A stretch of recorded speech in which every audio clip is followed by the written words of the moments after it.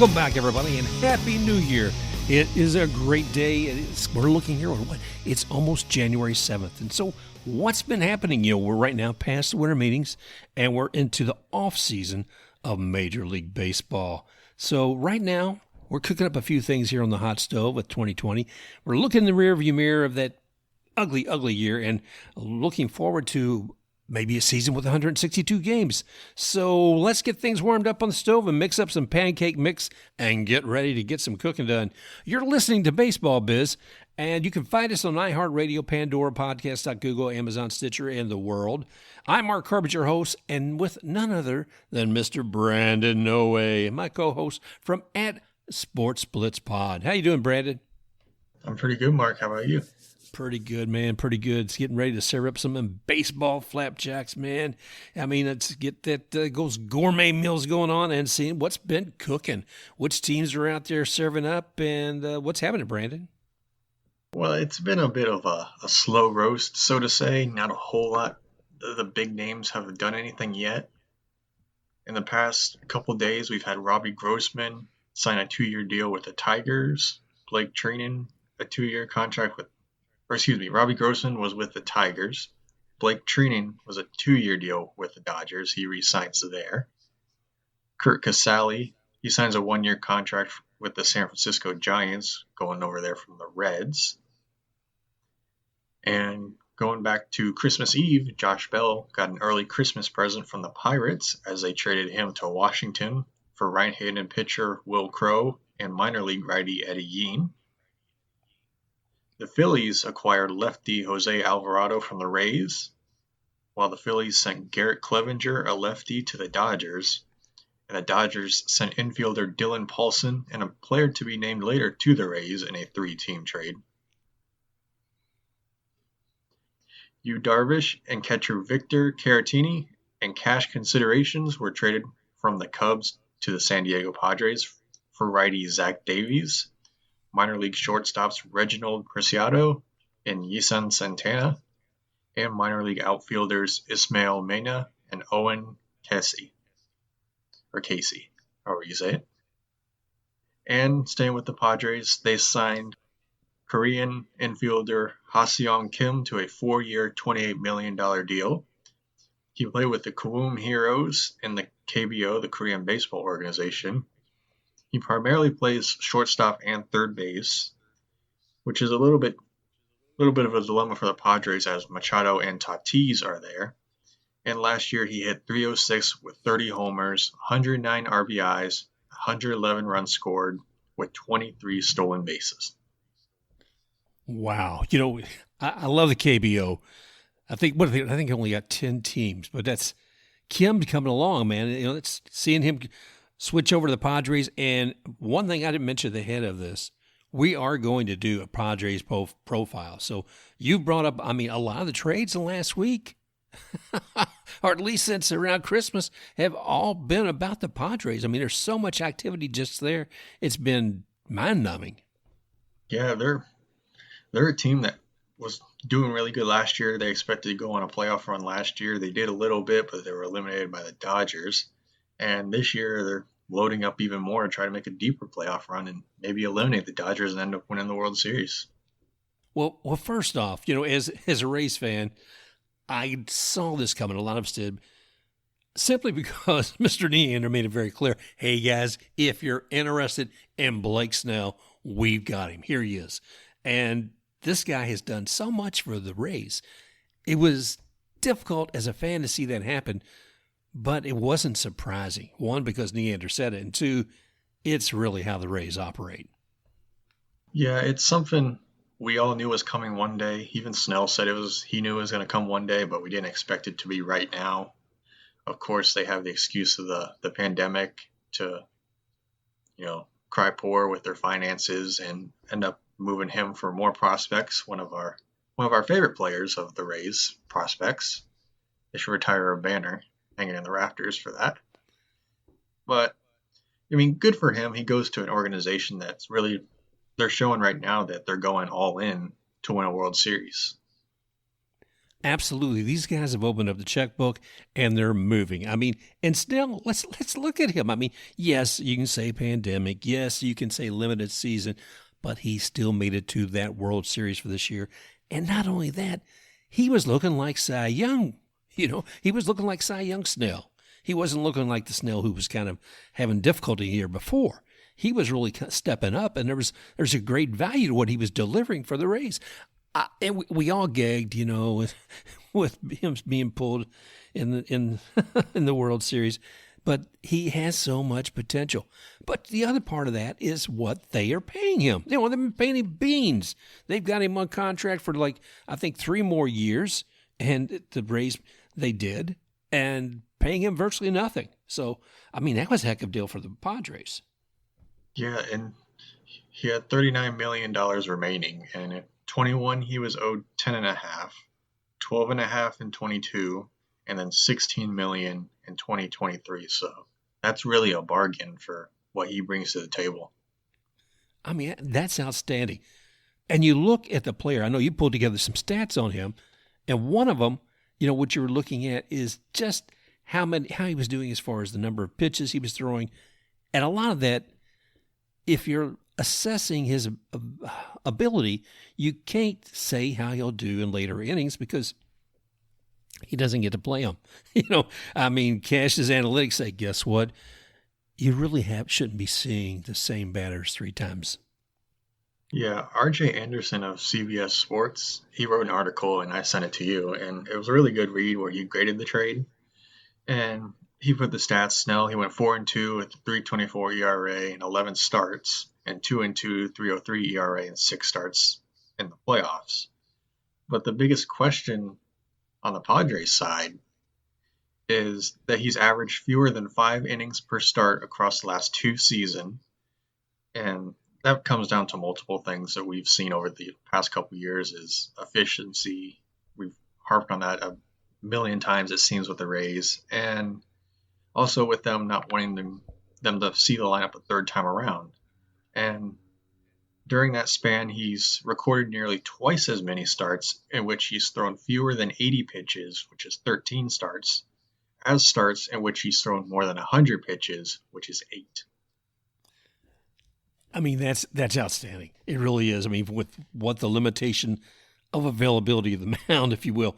And at one point, there was limited availability because they thought of Snell wasn't necessarily lasting longer, but he has tightened up what he's doing with that game. He was throwing some nasty pitches out there, and when you see Mookie Betts and some others who just couldn't really hit off him, they were practically applauding as he walked off the mound.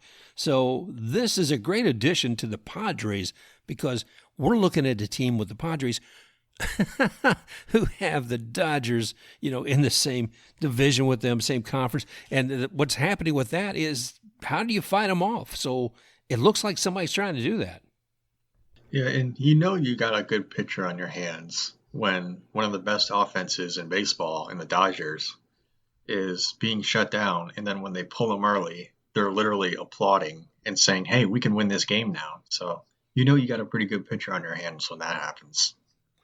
And yeah, and the trade, I don't know. I mean, we got 4 folks here for the Rays. We got Patino was a right-hand pitcher, and we've got a catcher and a couple other guys that are so young. I don't think they're going. One of them's probably just barely seen the minors. It's going to be a while before I see anything where we're reaping returns. I've criticized Neander in the past, and I've praised him. Usually I'm praising him a couple of years after the choice, not when he makes it, because that's usually how long it takes before you actually see the results of that. So I don't know this year we're going to be seeing any new results for the 2021 season. By the way, I was looking at the MLB schedule for the Padres in preparation for the show, and it looks like 162 season is what they've geared up for. The reality of what happens here in the next weeks and months may change all that, but it was heartening to see that kind of move. Yeah, and from everything I've seen and heard, it sounds like they're going to try to do a full season. That's what the league expects and the players all expect. Will that happen?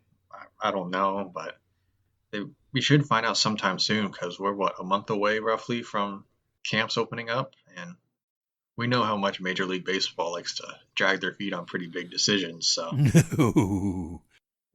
it's still up in the air. It is still up there. And one of the things, too, is with the CBA and the union and COVID, there are just so many factors that still have to play into this.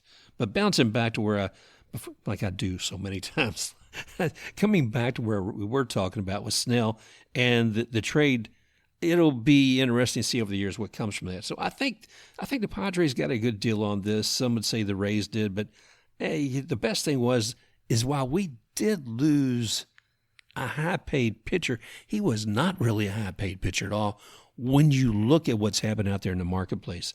So what I want to do now is take a look at your analysis of the other pitcher that the Padres brought in. Yes, Darvish. He was brought in as well with the trade. I don't even think that trade was 24 hours after they got Snell. And he has held the opposition to 2 runs or fewer in 17 of his last 26 starts. And last year he finished second in NL Cy Young voting. And in 2013 he did as well, where he lost to the Tigers' Max Scherzer. And last year, in total, he pitched 12 games, went 8-3, 76 innings, 2.01 ERA with 14 walks and 93 strikeouts. And he averages about 13 wins with 347, 74 walks, 260 strikeouts. And his last full season was in 2019 with the Cubs, where he pitched 31 games, went 6-8, 178.2 innings, a 3.98 ERA with 56 walks and 229 strikeouts. So a little bit of a roller coaster ride with him, but when he's on, he's on. And sometimes when he's down, it's probably not the greatest sight, but it seems like it's worth the risk if you can have him out there when he's on. Yeah, you were talking about one of the things too with him is, did you mention, of course, about it as far as his Cy Young, where he came in second back in 2013? Yeah, in 2013 he lost to the Tigers' Max Scherzer, which not a bad guy to finish in second to. No, not at all. But and you look at him too. Now he's a little bit more costly than Snell. What you're looking at dollars here? He's actually a lot more expensive than Snell. In 21, he's projected to make $22 million, but that's expected to go down over the next couple of years of his deal. He's projected to make $90 million in 22, and then $18 million in 23 before becoming a unrestricted free agent. Okay, let's talk about that for a minute because it kind of amuses me. Well, you take a look at Darvish, and it's kind of surprising. You wonder why. Two things. One, why are you looking at a salary that's going to be going down the next 3 years? And two, why does he still have 3+ years or whatever before he hits free agency? And that's because not only is he 34 years old, but he didn't start his game off here. He started off over like in Osaka in Japan. That's where he began his career. And there's a story we'll get into in a moment about how somebody in the front office of the Padres really kind of brought him over to this country years ago and is now kind of reconnecting with him. So Darvish, to me, is a real exciting thing here. And while we're going to be and while the Padres are going to be paying him a bit, the Cubs had to throw in a catcher, probably somebody he's familiar working with, and $3 million. Yeah, the catcher was Victor Caratini. I believe that's how you say it. If not, I apologize. But for everything I've seen, that they threw him in there, but it's not like a sweeten the deal thing. From what I read, that was the preferred catcher for Darvish, and from what it sounds like, he could be the catcher for Darvish in San Diego as well, and potentially a backup out there that they can rely on. Well, that's definitely going to make a difference for them. There's no doubt. Looking at Darvish, I said something about him being from Japan. But I think the Padres, they look a little bit more internationally. And one of the people they brought in is Mr. Ha-Seong Kim, a shortstop. And he's leaving the Korean baseball organization. He was with the Nexen Heroes I love it, man. There's 10 teams like I said, over in KBO. And it's interesting, some of the names. One of my favorites is the Dinos, or Dinos. But Kim, he played last year when over in MLB, we were playing 60 games. He played 138 games in 2020. I thought there was like a 140-game season, but he played 130 games over there. And now we're bringing him over here. So I'm real excited about seeing him as well. Yeah, he seems like a really big player. I mean, at the 7 seasons over there, a 294 average, 866 OPS, 133 homers, 575 RBIs. And the thing is, he had all this success. He was at least 5 years younger than the average KBO player. So he was relatively a baby for a lot of his career. And he was having all this success. Yeah, I mean his on base percentage is strong too. He's done a lot. His at bats, and for somebody like I said who's aging a bit, he's done a lot. But I'm looking forward to seeing a lot from him as well. Let's see. He's had he's a lot of times we bring somebody over from another country, and we don't really get to hear much from them until maybe spring training. But he has already really embraced the Padres, hasn't he? Yeah, he came over here, I believe, just after the Korean season ended, or maybe just after Christmas for free agency. Yeah. And he was asked why he wanted to join the Padres, and he said through an interpreter, "The Padres are not only a contender, but could become the World Series champion this year. I want to be a part of a winning team. That's why I joined San Diego." He said that he can play any position in the infield, which is good because they have Machado and Tatis at short and third, and they also have Cronenworth and Hosmer on the other side. Right. And he can't play the whole infield. He did in Korea, but he only played 7 total games at first and second, and only 1 game was at first. And that was many years ago in the beginning of his career. So you might have to take some time to get used to it, but that's what spring training is for. Absolutely. You have to get that big glove for first if he's going to try that again. But I read some other ones who were saying Cronenworth, he's pretty much like a piece they think they can move around the board as well. So, and you were saying Hosmer. So I'm really curious to see how he's going to fit in. And I don't think he was necessarily an essential piece. I mean, let's take a look at who the 2020 starters were. For a moment. Let's pause here and say, okay, we had Machado, you had Cronenworth, you had Profire, you had Hedges, you had Hosmer, Will Myers, one of my favorite players, Trent Grisham, and the former Ray, Tommy Pham. Let's see, I don't know if I left it. Oh, I know who I left off there. I left off Tatis Jr. Oh. Now there's a guy too. I don't want to jump too much into him because we want to make sure we give Mr. Kim here enough attention. But we'll see what he does. I mean, said he's healthy, and we'll see what happens with Kim. But let's go on to Tatis Jr. here.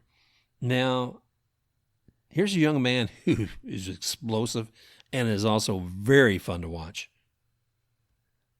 What are we looking at with him? Does he still have a career with the Dodgers? Are they going to be like the Rays and trade him off since he's looking so daggone good? What happens? Well, the Padres are hoping he doesn't end up with the Dodgers and have a career there. And they want to make sure that doesn't happen, as there are reports that they're working with him on an extension. And it looks like the sweet spot for both sides is around 6 years, $120 million. And that would get him through his arbitration years and buy out 2 free agent years. And he would have a giant payday by the age of 27.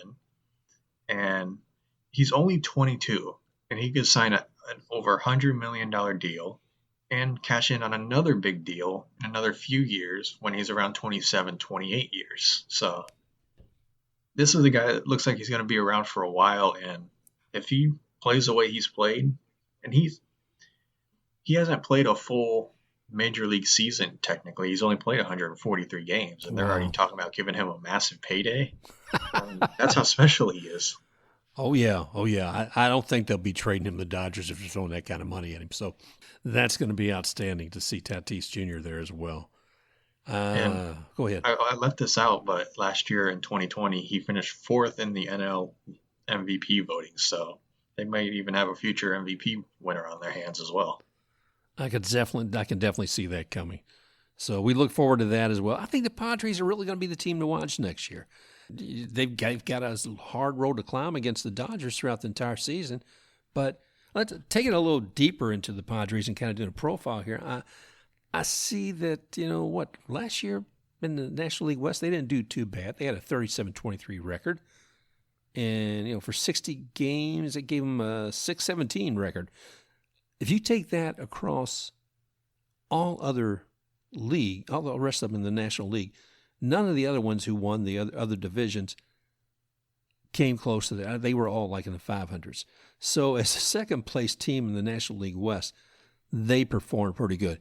So they were 37-23, and then that other team, the Dodgers, had a 43-17 record. Ouch! In comparison, and not only that, in the postseason, while the Padres, they beat the Brewers, but only to be eliminated by the Dodgers. They're taking some steps though. Brandon, we look at this and the Padres have been fourth in their annual contract spend in Major League Baseball. Yeah, going back to last year in the playoffs, the Padres-Dodgers, that was one of the series you and I were really excited to watch, and it was actually really good to watch. And of course, the Padres, they battled some injuries with their pitching staff, and the Dodgers, of course, went on to win the World Series, so it was probably their year. And from what the Padres have done over the past couple of seasons with free agency and developing players, because they still have a top 10 farm system as well. And it looks like Dodgers and Padres could be a playoff series we see for years to come. Well, yeah, I don't think there's any doubt there. We talk as Ray fans of being in a tough group here with the Yankees and used to be the same with the Red Sox. That's a hard road, and I think that the Padres have made a commitment to see that they're going to get there. They're going to get beyond Dodgers. They want to get there, and they want to be holding that World Series trophy. Yeah, they had a football team that a lot of people called the San Diego Superchargers before they left. But can we change that to the San Diego Super Padres just for fun? I like that. I like a lot. With all these moves, Brandon, I wanted to see as far as their success in charging all the way up to the World Series. What are their needs? What have they been giving away? They've given away a few, some prospects. We talked about what they moved to the Rays. And, one emerging pitcher with Patino, and with the Cubs, they got a few guys too, including a catcher. But one person that kind of put a hole in their starting lineup, and that was Zach Davies. If you had asked me when Snell had left, I just thought Zach Davies would be part of that 5-man rotation. But then bang, Darvish comes in and Davies goes away. Yeah, Davies was somebody that I did think was going to be in their 5-man rotation as well. And I don't know a whole lot about their rotation, but I do know he was somebody that I was expected to be in there as well. And of course, now with Snell and Darvish coming in, and he was traded to Chicago, there's not really any room for him, and he got shipped out. No, they're not. So he's gone, and Clevenger's out because of injuries. So adding these two gentlemen, these two pitchers, two high-power pitchers to the Padres lineup is going to make a substantial difference for 2021.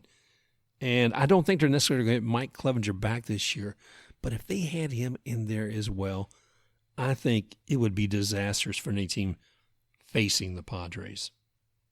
Just think, if Darvish is on and Snell and Clevenger pitch to their potential like we know they can, they could have 3 guys contending for the NL Cy Young in 1 year on the same rotation. Wow. That's absolutely mind-numbing. And we know pitching here pretty good with the Rays. That's something that we never had, at least that I can think of. And, yeah, and when you're thinking about, like, say, Rays pitching, suffering this time around without Charlie Morton and without Snell, I'm sorry, I digress, but I see that, and I see Alvarado go too. We're going back to the hot stove. Those things hurt, but the Padres overall, they've got something tight here. they've got something that's going to work. I said again with LeMay, Paddock, and Richards tying up there with Darvish and Snell. It's going to be a strong season. Yeah, and they're, to me, what like baseball teams should be. They're fun and they do everything they can to win. And to me, that's what a baseball team should be. Exactly. And a lot of that comes from the front office. And I want to give a tip of the hat to Mr. A.J. Preller from the San Diego Padres. Give you a little bio on this guy. He's making a difference. He's one of the people leading the change for the Padres. He's their general manager. And I picked up a little bit of information, not only from Wikipedia and NBC from San Diego. There's a guy on YouTube, too, if you guys haven't seen him. It's Dawson Wright. He's got a great breakdown of the 2021 year in the Padres. But A.J. Preller, he's a general manager of the Padres. He used to be assistant GM for, and also I think a scout for the Texas Rangers. You know, he was hired by the Padres in 2014. So, you know, that's just a few years ago when you're looking at what evolved with him there. You know, early on in his career, he'd worked with Major League Baseball and had a job with there. He'd been a Phillies intern, and he worked in the front office of the Dodgers. I say that like when we talk front office to learn in. No, and I say that like we're talking about the Yankees of the Dodgers. So he worked in that front office, yeah. And this is a guy who knows how to work, you know, with a lot of different people. As a matter of fact, he was smart enough when at Cornell, he had a fraternity brother who actually became the GM at Texas Rangers, and that was John Daniels. So Preller, after being out there in the market and working some different jobs, he reached the position of Texas Rangers assistant GM, and that was in part because John Daniels kind of brought him in. But I think that he wouldn't have brought him in if he didn't see the quality that he could deliver. Now, before being hired to the San Diego Padres, it wasn't just a straight shooting there. It wasn't like an old school buddy there. He had to compete with 8 other candidates for this job, including the new Marlins GM, Kim Ang. He had some hefty competition there, but he's definitely making a difference with them. And with his time with the Rangers, I wonder, like, did he play a role in them bringing Darvish there as well? Because it seems like he'd be a fan of him if he brought him to the Dodgers, or not the Dodgers, to the Rangers, and then ended up trading for him to the Padres. Exactly. I mean, here's a man who looks beyond just immediate scope. I mean, the entire U.S., but he's looked beyond. So, yeah, he saw the value in Darvish and brought him over, you know, from Japan. That's one of the reasons Darvish, you know, like I said, he had a career over there before he came here, and why he's still not a free agent yet. But that's one of the reasons he also said, yeah, come on over here, brought him with the Texas Rangers and said, hey, you know, I've seen you doing fantastic there, seen you with the Cubs, come on down. So he does look beyond. And for one reason, he wouldn't have Kim coming in from KBO if he didn't. Did I tell you he has, or the Padres have, a full-time scout in Korea? Wow, that's something I didn't know they had. Yeah, they look beyond. I mean, there's so many scouts traveling all across the U.S., looking at high school students, looking at colleges, but they look further, and I think that's part of the strategy and mindset, you know, of A.J. Preller, what he's doing with the Padres. Yeah, you can never be too observant when it's trying to find talent for your teams. No, and I was looking at some other things he did, and some people he's traded. He's not afraid to trade some guys either. He traded Yasmani Grandal for Matt Kemp, and let's see, sent some prospects to Atlanta a while back for Justin Upton. This isn't this year. This is looking at the back. He traded Joe Ross and Trey Turner, among others, for Will Myers, and that was a great move. Let's see, gave James Shields a 4-year contract, and let's see, he took the money over to B.J. Upton to get Craig Kimbrell. You know, so he's done a lot, and the deals he's been making recently, I think he's looking at over 20. How much? Over $20 million, and so the Padres they're not afraid to spend money. And you think about this and what he's done, and seeing, well, what are the Padres worth? What if they are the fourth leading team in spending on salary? What are they worth?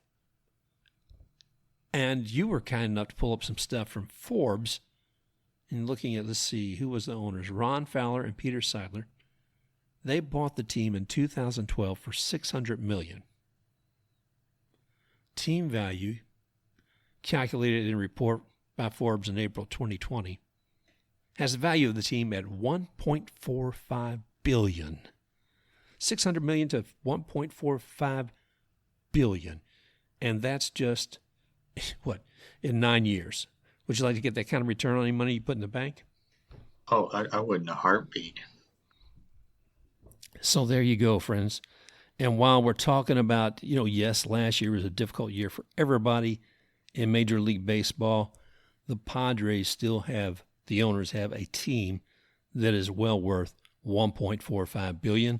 And they have a team that I believe has a strong possibility of taking over the National League and possibly the World Series next year.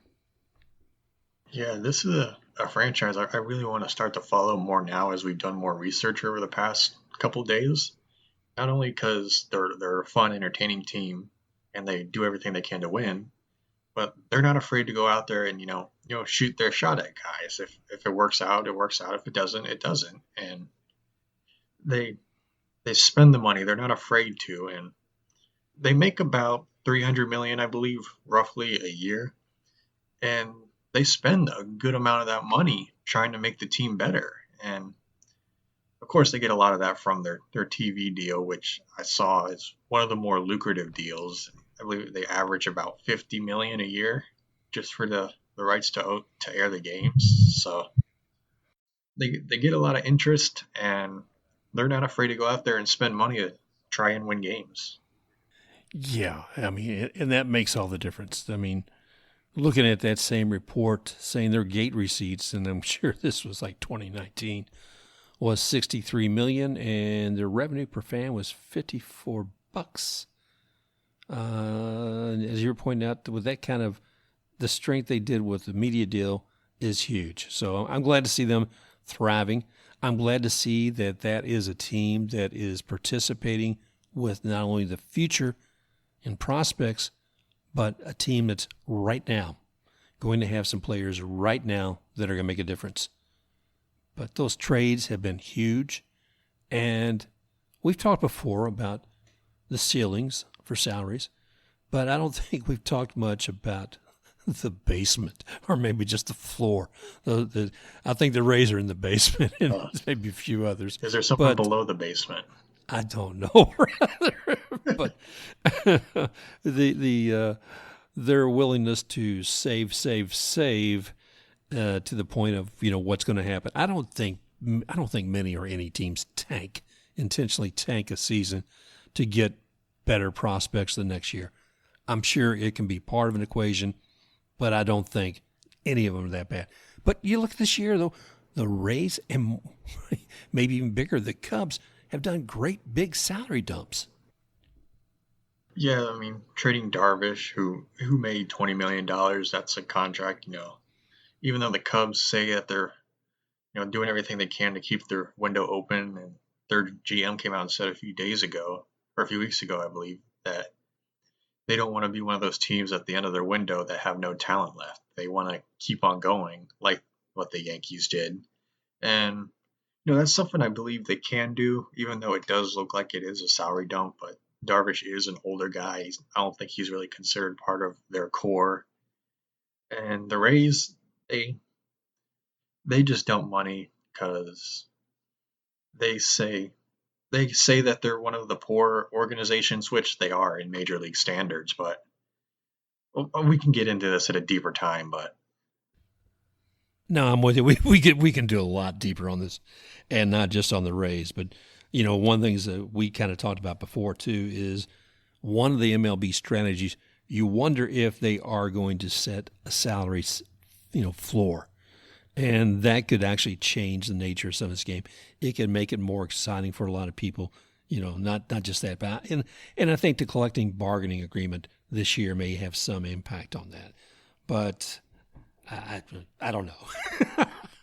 I think salary floor is something that they should do because you can look it up and see from these Forbes reports that these teams make a lot more money than they seem to let on, and they can spend more money. Like the Padres, look at them. They make all this money. They could easily pocket it and say, cry poor, but they go out there and they spend a lot of it on talent.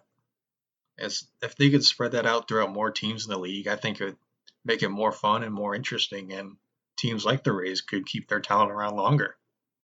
Well, that's it. I mean, completely. I mean, if we take a look again at who the Padres are now this year, you've got Machado, you've got Tatis Jr., who's going to be a wealthy man, even more so at a very young age. Cronenworth, who's, a solid player. Hedges, Hosmer, Will Myers, who I think is outstanding. Trent Grisham, and our old favorite here, Tommy Pham, who was a former Ray. He's quite often the designated hitter. I don't think he had quite as strong as the years he liked to have last year. But he's going to be joined by former Ray Blake Snell. And then also Yu Darvish and Mr. Kim. And that is going to just cement an even stronger team. And they had a great one last year, but I think it's going to be fantastic this year. So any last words about the Padres? If you're a Padres fan, I think you should be excited because this team not only can contend with the Dodgers, but I think they could beat them. Now, they may not win the division, but I think if a 7-game series, I wouldn't be afraid to get behind them and say they could beat the Dodgers. All right, go Padres. Thanks for making an investment in your team, guys. So that was huge in changing the face of baseball, changing the face of teams that want to win now. And that's kind of what they've done. As long as we're talking about changing the face of baseball, there's been some different things this year. One of them was the smart move that if you look that the Miami Marlins made, they brought in a big change by bringing in Kim Ng as their general manager. And yes, she did meet a new breakthrough as far as a woman and as I believe and coming in as a general manager. And she broke, a small crack into that very much white male-dominated management of the game, which I think has been necessary. But I want to make sure that people don't just think of her as the first woman doing this because she had quite a background with MLB. She'd worked with the Yankees with Mr. Cashman. So this lady had done a lot before and even been in negotiations with some of the players, et cetera. And earlier this week, the Boston Red Sox, they have brought in a new coach, and congratulations to her, Miss Bianca Smith. She's 29 years old. She's the first MLB black woman coach. And not only that, she also has a background in the game. Now, while she's starting out with the minors, she previously had done a lot with colleges. She was with Carroll University. There she was in Wisconsin. She was also their assistant coach and the hitting coordinator, and she'd done some other things as well. She'd had internships we're seeing here, with the Rangers and the Reds, and worked in their operations department. So they're getting quite a new talent, and they're just really kind of introducing her at the minor league level. Yeah, and hopefully they're both given the chance to succeed and they're given a fair shot. They do succeed because I think that's not only great for everybody being treated the same eventually, but it's great for the game as well, and it can help grow it. Yeah, and Kim Ng has her work cut out far as the GM of the Marlins, but I'm sure she'll do fine with her. That's a lot of work yet to do. And with this move with the Sox, I was thinking, they're okay, they're real progressive here, but how they also be progressive in their own front office, not just in a minor league. And how progressive are they going to be with their roster? We'll talk another time, Brandon, about what the Red Sox are going to look like for 2021 and what Mr. Alex Cora, that fantastic ethical moral guy, is going to do for the team. But that can be a whole other episode. Well, that's about it for me. You got anything else we should talk about this week? I don't have anything else. And if you didn't know, that is Mr. Brandon Noway from at Sports Blitz Pod. That's where you can find him, besides right here. And you can also find us both at The Baseball Biz on Twitter as well. I want to thank you, Brandon, for once again, kind of bringing all this together, taking a look at what's happening with 2021. And we can go into a deeper dive on a future show about the schedule, how it's evolving. And one of the things I want to talk about, too, in the future is we're going to see how do teams travel in the world of COVID, what they did last year, and what's going to happen this year. So those are some topics for the future. But right now, I'm Mark Carbett, and with my co-host, Mr. Brandon Noe. I want to thank you all again for joining us. Well, Brandon, man, it was a great show. I can't thank you enough for really pulling together all the information coming up with the Hot Stove, looking in the details that we got from everything on the Padres, some really great stories there, and looking at that future. Kind of a glimpse of what we can see and maybe MLB's future with schedules and salary floors. So those are some things we might dig into deeper in the future. Yeah, and thanks for having me. And those are things I definitely think will make great topics and great shows in the future. Guys, you can look for more information from Brandon at Sports Blitz Pod. You can look for more information from me also at The Baseball Biz, both on Twitter, and we look forward to anything you guys have to say as always. You can find us on Apple Podcasts, podcast.google, iHeartRadio, Stitcher, and all the main directories for podcasts. So thank you again for joining us here with Baseball Biz. We look forward to talking with you again real soon. Also want to thank XTakeRux for providing music, Rocking Forward.